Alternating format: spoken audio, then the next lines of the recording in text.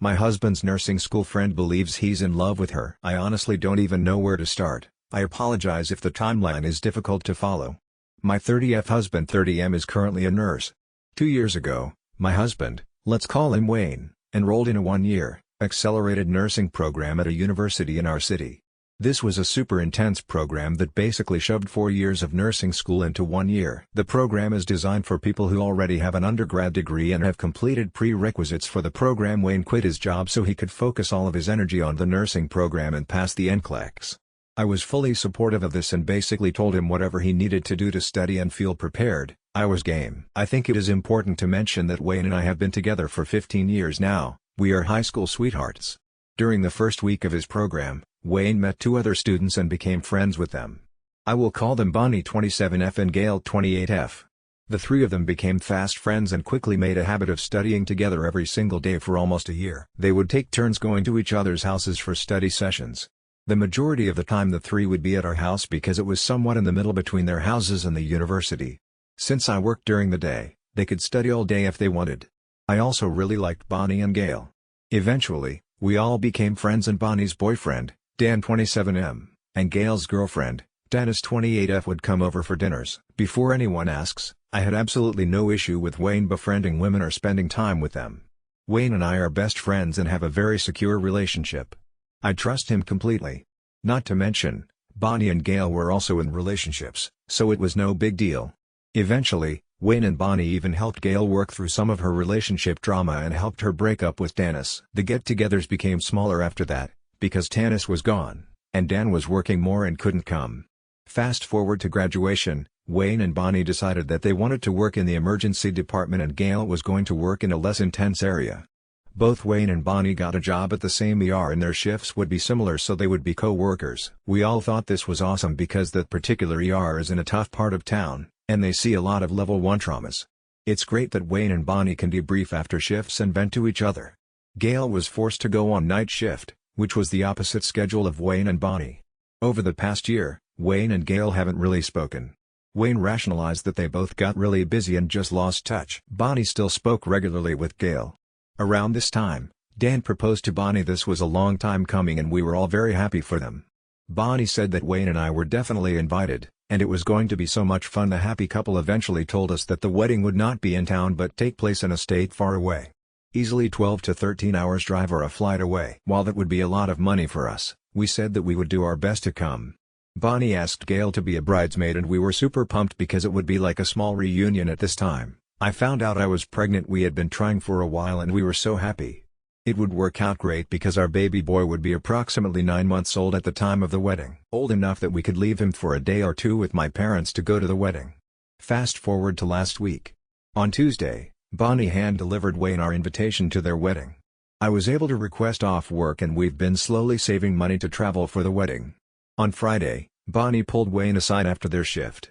Bonnie said that her and Dan had a really bad fight because Bonnie invited Wayne and I to the wedding. Wayne was very confused. Why would Dan be upset that we were invited? Bonnie then said since Wayne, Bonnie, and Gail met in nursing school, Gail has been under the delusion that Wayne was in love with her. Apparently, Bonnie and Dan would talk with Gail almost every day and tell Gail that there was nothing between her and Wayne. Gail would insist that Wayne was in love with her. Bonnie would tell Gail that she was in the room when such and such happened and there was nothing that happened. As time went on, Gail started to badmouth me to Bonnie and Dan. She would say that I was manipulative, and I was mean to Wayne, etc. Gail started saying that she needed to break up with Dennis because Wayne and her were going to be together. Eventually, Gail thought that Wayne was going to leave me to be with her. Bonnie and Dan continued to tell Gail that she was crazy, and nothing was happening. When Wayne told them that we were trying for a baby, Gail started a whole other delusion that Wayne and she were going to have kids. According to Bonnie, during one of our dinners when it was just the 4 of us, I said something that Gail then passed on to Dan. This was around the time of a school shooting where an AR-15 was used. For context, I was a teacher in an urban school district for 5 years.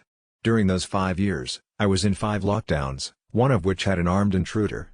While I am not anti-gun, I feel very strongly about school safety and gun restrictions.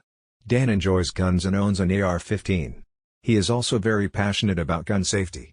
Gail told Dan that I said something to the effect of anyone who owns an AR-15 has those children's blood on their hands. I can say with 100% certainty that I never said that. I am sure because that is a super unhinged thing to say, and it would never come to my mind to say that. If anything, I would have said that R-15 shouldn't be so readily available to citizens and there should be restrictions in place so these tragedies don't happen. Regardless, Gail told Dan that I allegedly said this. According to Bonnie, Gail talked to Dan without Bonnie present and she was unaware that this conversation had taken place. Dan was very angry and hurt by what Gail said and chose to internalize his anger towards me. Apparently, Dan decided he no longer wanted to see Wayne and I and lied about his work schedule so as to not attend dinners with us. It was not until a couple months after this, that Bonnie invited Dan to dinner at our house and he said, "Why would I spend time with those people after what they said?" Bonnie was confused and then Dan told her what Gail told him.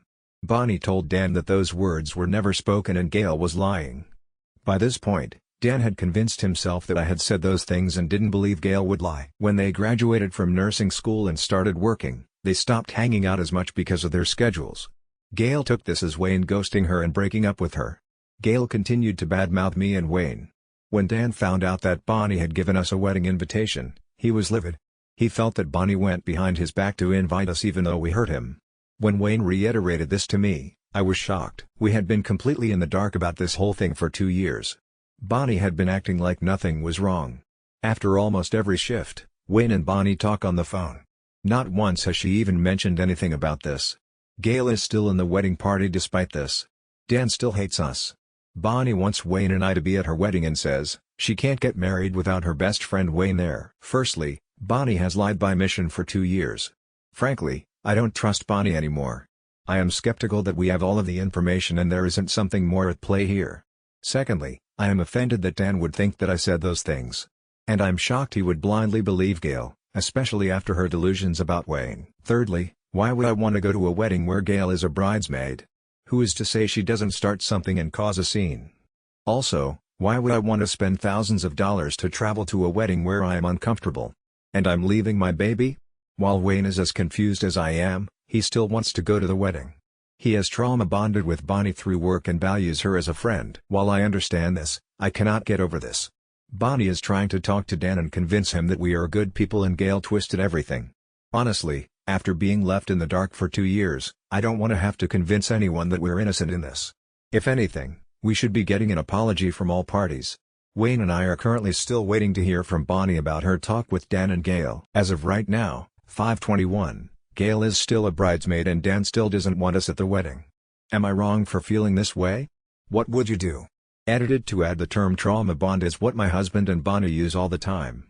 That is how they describe their relationship since working in the ER together. It is half said as a joke, half in truth. Wayne also expressed that he did not want to go to the wedding if Gail was there. The main reason being that we don't want to risk there being a scene and potentially ruining Bonnie's wedding. Bonnie has also mentioned that she is considering removing Gail from the wedding party. But she is afraid to do that because she doesn't want to trigger her or cause her to spiral or hurt herself. Gail has also been going through some mental health crises over the past year which contributes to Bonnie being hesitated to ask her to bow out. I am not defending Bonnie or Gail but understand Bonnie's hesitation. Edited to add to, I am not currently pregnant. I had my son in January, and he would be approximately 9 months old by the time the wedding took place. Update: Wayne and I sent Bonnie a message stating that if Gail was at the wedding, we would not be attending. Bonnie said, I totally understand, and I would never want you to be uncomfortable ever. I'm so sorry this is happening, and I hate that I had to tell you guys. I wish I could have kept it to myself so no one else got hurt.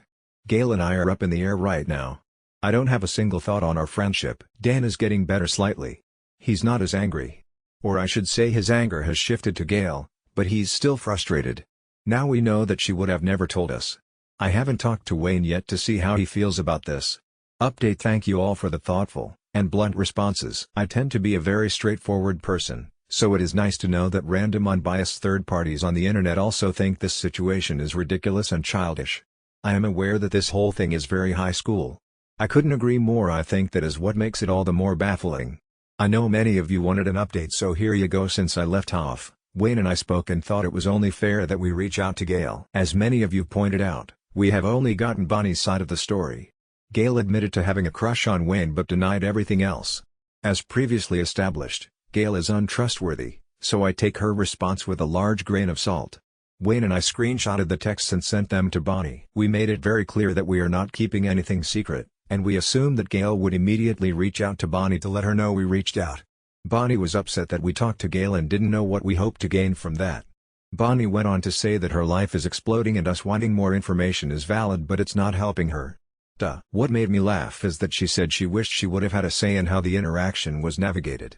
Like, yeah, same girl. I wish we would have had the option to choose how to respond to, but I digress. Bonnie decided to call Wayne. I was at work, so I couldn't be privy to the conversation. By Wayne answering the call, I am aware that it opens him up to manipulation, which I did point out to him after the fact. Long story already way too long. Bonnie said that her and Dan are having issues separate from this whole ordeal, so this situation is adding fuel to the fire. I know, no shit, us reaching out to Gail stirred up additional shit for Bonnie Dykes too. Wayne told Bonnie that he knows that she has a lot going on, but that doesn't negate what she did to us. Essentially telling her that this is a result of her own actions. Bonnie asked Wayne, "Do you want to step back from our friendship?" Wayne said no. I can feel your disgust, just keep reading. When Wayne is relaying this to me, I am trying to remain composed and let him finish. This is basically the cliff notes of what I told him. Bonnie knowingly lied to us the entire time we have known her. If she could lie for this long, what else has she lied about?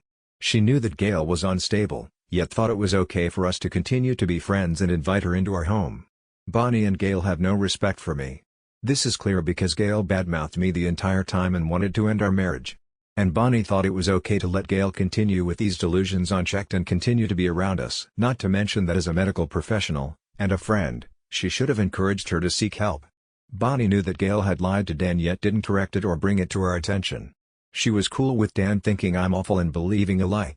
Bonnie continued to treat Gail as a friend and made her a bridesmaid, further solidifying her indifference to me and my marriage to Wayne. Bonnie wanted to invite us to her wedding against the groom's wishes, knowing full well that Gail would be there, and this could pose potential problems. Why should we go to their wedding? A wedding is celebrating the sanctity of marriage, which Bonnie and Dan clearly don't give a shit about. Why should we drop money on going to their wedding, to celebrate their marriage, when they clearly don't give a shit about ours? How could you possibly still consider Bonnie a friend knowing all of this information? I gave Wayne time to process all of this information. Honestly, I didn't want a response right then and there because I want him to have confidence in his decision knowing all the possible ramifications. Wayne ended up saying that he doesn't consider Bonnie a friend, and hesitated before because he is so sad and disappointed in Bonnie. I think he had trusted her so much, and since all of this goes against her perceived character, it is a lot to process for a logical person. This whole thing is so immature and childish that you want to rationalize everything into something more complicated in hopes that all the dots will connect. Because this is so illogical, Wayne had a tough time seeing this clearly. I told Wayne that we should tell Bonnie that things are not okay with us, but she needs to sort her shit out and decide where her priorities lie. Wayne was hesitant at first to do this because he didn't want to trigger Bonnie and make her feel worse. I pointed out that Bonnie used that same train of thought for Gail, and look where she is. While we are not telling Bonnie that we are cutting her off, we are simply pausing our arguments so she can figure out her relationships. We are willing to talk to her at a later date about considering keeping her as a friend but keeping her at arm's length until she can prove she is trustworthy. However, this is all dependent on the decisions she makes about Dan and Gail. We are waiting a couple days before telling Bonnie that this is our plan because we wanted to make sure our emotions were in check to be as civil as possible. I am sure you are wondering, what about Dan? In short, May. If he is so fragile about guns and cares so little, then to just ask about something so trivial? Whatever. In the best possible outcome, we would still have little to no contact with Dan. As RuPaul says, what other people say about me is none of my business. And not just because it doesn't come to my attention until 2 years later. Bazinga, Wayne and I are in a good place. We talked about how he can't please everyone, and his family should come first. While we don't want to be callous or dismissive of our friends, how events impact our family is the first priority. This is where things currently are. If you want another update, let me know. Once again, thank you for your responses. It was incredibly validating for me. Added comment: after processing, he was able to come to the conclusion that Bonnie is not a friend. I won't lie and say his initial response wasn't deeply hurtful. I told him this but reiterated that he needed to sit with this information and decide how he wanted to move forward. As someone who has lost touch with friends that have the emotional maturity of a potato, it can be extremely sad when you accept their absence from your life. I doubt many people will understand this reference, lol, but there is a scene in a Bob's Burgers episode where Linda forces Louise to have a slumber party. Hilarity ensues and Tina and Jean end up being human shields during a pillow fight. Tina: is this your first time being used as a human shield? Jean: yeah. Tina: this is my third time, You're doing great. In terms of dealing with petty, dramatic people, this isn't my first rodeo. Unfortunately, Wayne sees life through rose-colored glasses and always sees the absolute best in people. Does this make him naive at times? Sure. Does this make him a wonderful friend and partner? Absolutely. Is it incredibly frustrating when he needs to overanalyze situations and then eventually come to the same conclusion that you, a cynic, came to hours earlier? Yup.